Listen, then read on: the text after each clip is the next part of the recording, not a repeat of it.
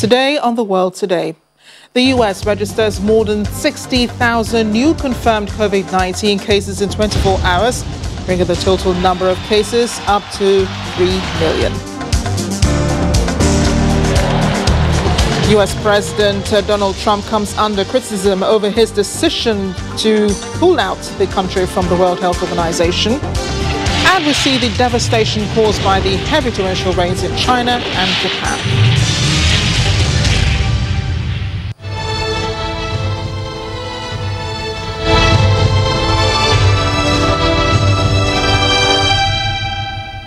Thank you, all of you, for joining us on the program today. I'm Amarachi Ubani. COVID-19 cases around the world have been going up, and for a country like the United States, 60,000 new cases in 24 hours is huge. The total number of COVID-19 cases going past 3 million will be the highest single-day record the country has seen, the last being 55,220 in July 2nd. The president says America is in a good place.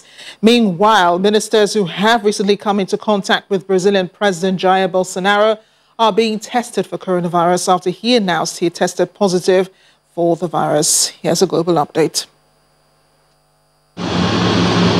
The U.S. has reported a record of more than 60,000 daily confirmed cases of coronavirus.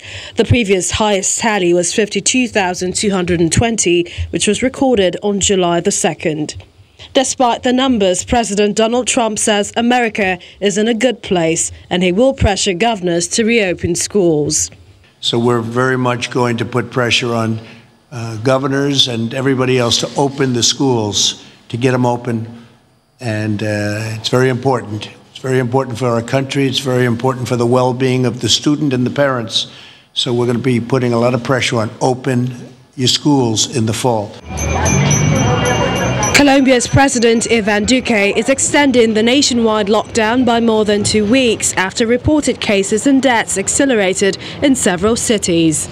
The measure, which was implemented in March, was due to be lifted on the 15th of July, but has now been pushed back to the 1st of August.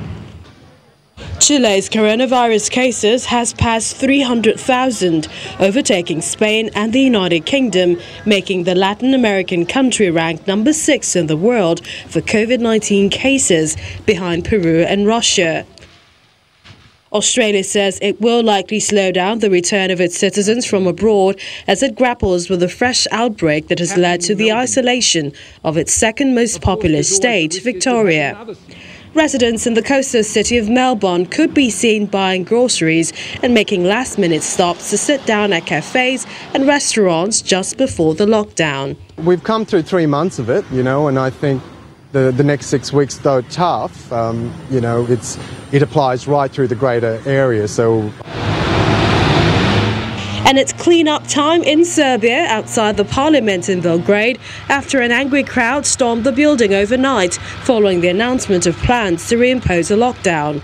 The wrecks of burned cars and damaged traffic signs remained as evidence of the rioting. Residents in central Belgrade said they were not surprised at the protests, saying people were tired of being shut up in their homes. Well, the U.S. president's notification to pull the country out of the World Health Organization has been met with criticism by none other than China, which says the move will have grave implications for developing countries. Beijing is calling on the international community to step up support for the WHO.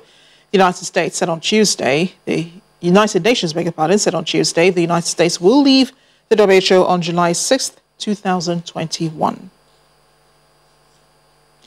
Back home in the U.S., the decision has been denounced by many politicians and experts. Democratic Senator Bob Menendez said the U.S. withdrawal will leave Americans sick and alone. Former Vice President and presumptive Democratic Party presidential candidate Joe Biden said on Twitter, if elected, the U.S. will rejoin the WHO. The president of the Infectious Diseases Society of America, Thomas Fowle, expressed his disappointment over the decision, tweeting that it is hard to play down how significant and short-sighted this action is. And even an epidemiologist from Harvard University believes that such move may reveal that the United States does not want to share the patent's rights concerning the COVID-19 vaccines. They want the priority. And also, if they join the WHO, the companies that join it would have to give up certain patent rights. And the U.S. companies did not want to do that. And the U.S. wanted to secure vaccine for itself first, so hence it's partnered with the U.K. in a different group. As told to consultant, public health physician at the University College Hospital in Ibadan, Dr. Seun Akinyemi. Dr. Akinyemi, thank you for joining us on The World Today. Thank you very much. My pleasure to be here. Yeah, great to have you. And I want to know whether you agree with China that the withdrawal of the U.S. from the WHO would hurt developing countries. And if you do, how so? Well, partly, I think China has a point because U.S. is one of the biggest sponsors of the World Health Organization. About 15% of the entire budget of the WHO is funded by the U.S. And then about 29% of the voluntary contributions to the WHO comes from the U.S. So, and WHO is at the forefront of many of the both communicable and non-communicable disease control in developing countries. So, diseases like polio, tuberculosis, WHO is at the forefront. So the withdrawal will definitely have some effect on developing countries, especially the withdrawal in the middle of a pandemic. But I believe that since nature abhors a vacuum, if the US withdraws, I believe there will be other developing countries need to now look inward to find better way of funding their own health programs. The WHO will also look for more funding opportunities, but theoretically and in practice, yes, it will definitely affect the developing countries. Yeah, and you're right when you say that other developing countries will have to step up. Just a few weeks ago, France and Germany did declare their support for the WHO, saying they would step in if the U.S. decided to pull out. Now, according to a statement from the U.S. State Department, the WHO needs to get its act together. There, of course, reiterating what President Trump has said, beginning with demonstrating significant progress and the ability to prevent, detect, and respond to infectious disease outbreaks with transparency and accountability. In your opinion, has the WHO been transparent and accountable as far as this pandemic is concerned? Well, there's no perfect system or organization. Even during the Ebola crisis, the WHO admitted that they could have been more proactive and more responsive. But in this pandemic, a lot of political issues have come in. But the WHO, I believe that these are issues that nations can sit round a table with the WHO and sort out. But it's difficult for the WHO to respond to individual nations, countries' demand. I believe that it's like throwing away the baby with the bathwater. I believe there is a lot of room for improvement in the WHO, but we still need the WHO. The world needs the WHO as a coordinating body, as to marshal the fight against this pandemic. Rather than do away with the WHO, we can sit around and address those issues so that the WHO will become more responsive to issues of international health. But has it really been accountable? Throughout this pandemic, we're seeing the WHO change, its opinion on different issues. First, it supported the use of hydroxychloroquine to treat coronavirus, and then it stopped the trial of hydroxychloroquine. Now it's back, and now they're saying that they are, they're acknowledging evidence that the coronavirus is spread, it is airborne. Do you think really the WHO has been the credible body it should be taking the lead on this coronavirus? I think we need to give we need to cut the WHO some slack. WHO is made up of human beings, like scientists like myself. And this is a novel virus, which we know very little about. We are learning every day. So as the evidence emerge, WHO is bound to change this opinion. So there is no magic wand about it. WHO is made up of human beings, scientists that rely on research findings. So as these research findings progresses, WHO is bound to modify their stand. So I believe that when people understand the way the WHO work, they will understand that WHO is also made up of scientists, human beings, and as the knowledge improves, they are bound to modify their stand. I don't think we need to be disappointed at that. They are just responding to new research evidence, and that's what all scientists do. When we learn more, we adjust what we know, and we adjust our practice, and I think that is also true for the WHO. Finally, coming to the rising number of cases around the world, we're gone beyond 10 million, very quickly approaching 11 million and 12 million. And then we're seeing areas where the virus had appeared to be under control, witnessing a resurgence of cases, resulting in the reimposition of lockdown restrictions. Why is this so? I mean, why are we seeing a resurgence of the virus, an increase in numbers, despite everything that's been done to control the pandemic? Yeah, I think there are three reasons why we are seeing the numbers go up.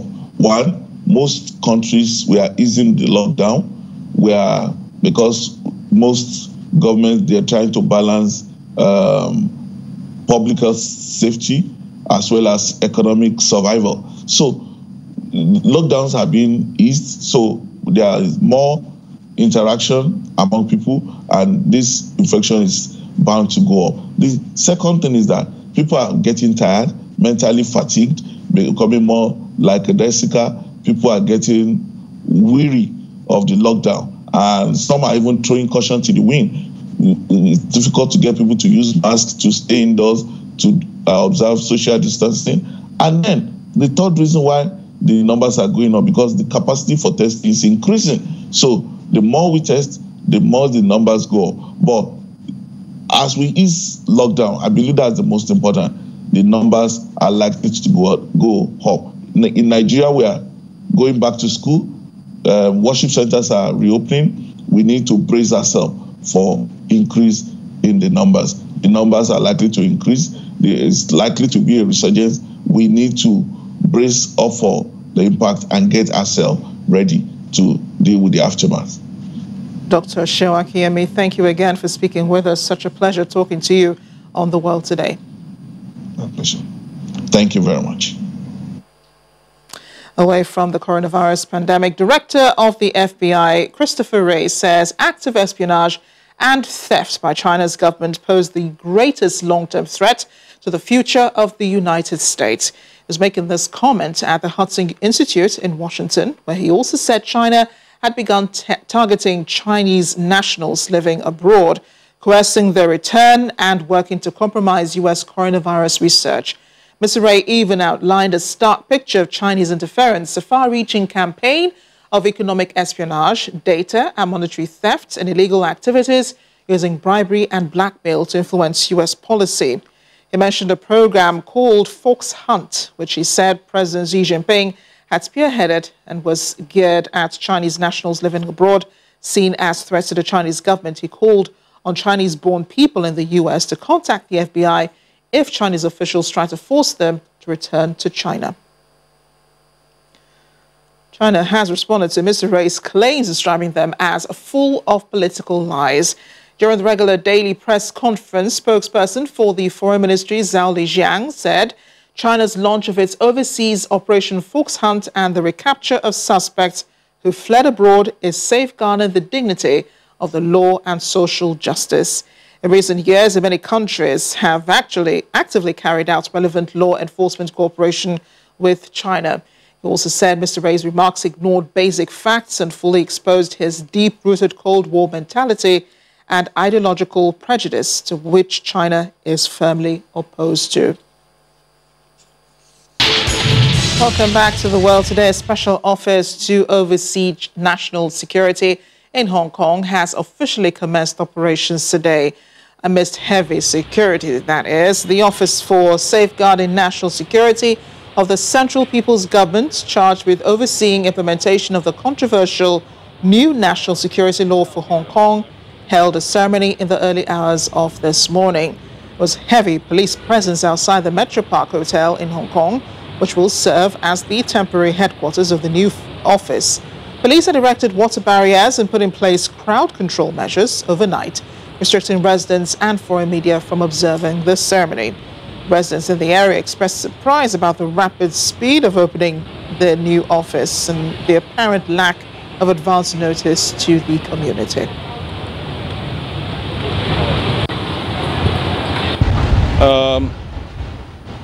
I support that security audience, but may have to let the citizens be informed earlier. Everything that they have organized quite secret, and we didn't know anything.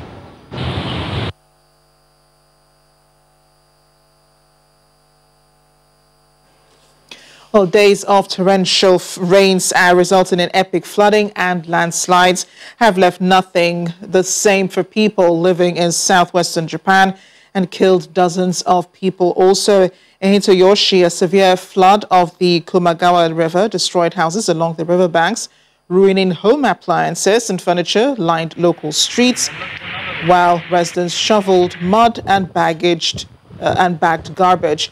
An excavator worked to also clear the debris. In neighboring China, landslides have buried people in Hubei province, with some of the heaviest rains they've seen in decades happening there, bringing floods that have killed more than 100 people. Floods have ravaged the Asian countries of Japan and China as heavy rains pour, causing landslides, deaths, and several injuries. Rescue teams in central, southwest, and east China spared no effort in disaster relief operations as ongoing rainfalls continue to batter many regions in the country. Since July the 2nd, a new round of heavy rain has been hitting parts of central China's Hunan province. The local governments quickly formed a rescue team, evacuating and rescuing nearly 2,000 residents. People in southwestern Japan were busy cleaning up on Wednesday, July the 8th, following the aftermath of torrential rain that has pounded the area since the weekend, killing dozens of people in floods and landslides. Meanwhile, the heavy rain moved into central Japan's Nagano and Gifu prefectures. The country's meteorological agency issued a heavy rain emergency in the two areas early on Wednesday, but downgraded the alerts to a warning later in the day. Water levels of rivers in the region were seen rising, and officials are telling residents to stay vigilant. Indian police have arrested 12 LG Polymer officials, including its South Korean chief executive Song Kye-jong, 2 months after a gas leak at the company's South Indian chemical plant killed 12 people.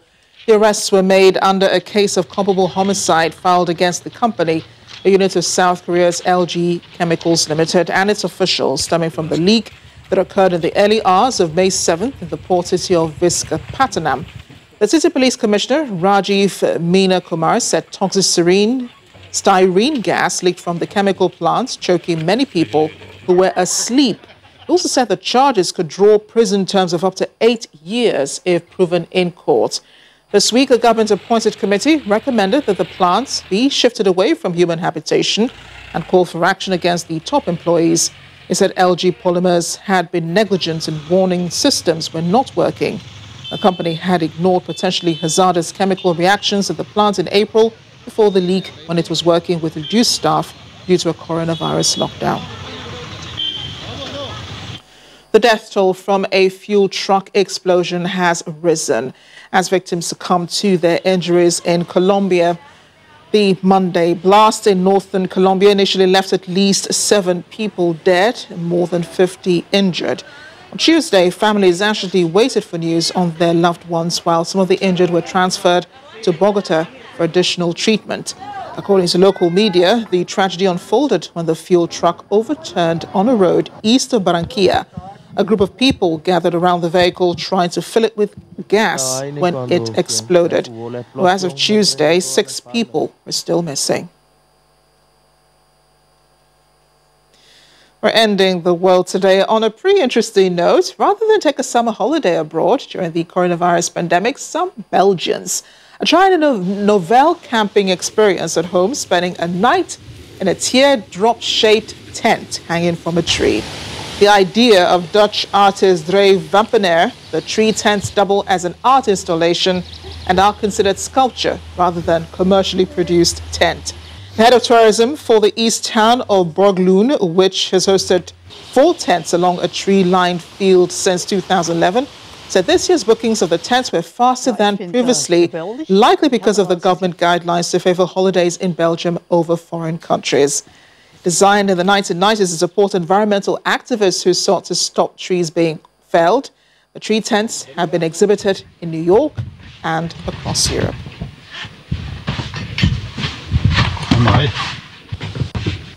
I wanted to propose a project to the tree activists.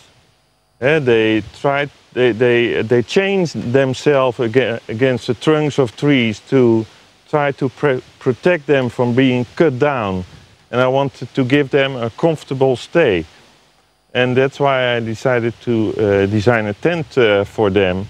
And I came up with this. It's hanging free in the air. It's relating to your childhood dreams, building a hut in your tree.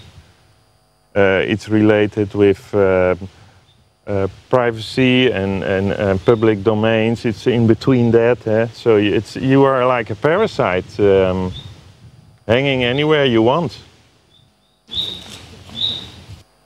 Or you could call it a modern-day treehouse. Thanks for watching The World Today. I'm Amarachi Ubani.